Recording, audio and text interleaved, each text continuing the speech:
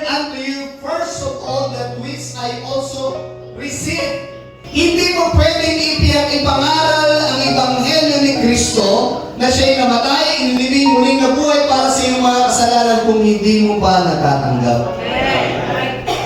Kaya alam niyo po mga kapatid, I doubt kung ang isang tao tunay nga nakakilala kay Kristo kasi hindi siya nagbabahagi ng patungkol kay Kristo. I doubt your salvation kung hindi ka nagbabahagi ng iyong natanggap. Or, totoo ka naligtas but you are just selfish. Makasarili ka, ayaw mo ibahagi si Kristo sa ibang tao.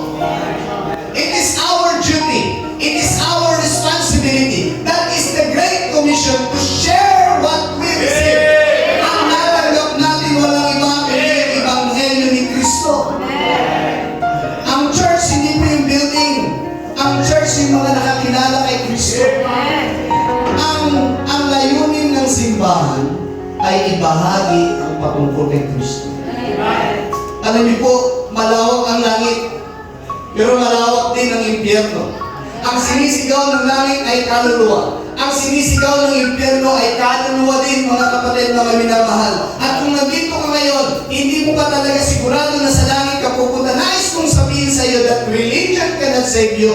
This church cannot save you. Yung mabuting gawa mo, hindi kanya kaya iligtas. Ang tanging makakapagligtas sa iyo ay kung sasampalataya na ngayon. Hindi bukas.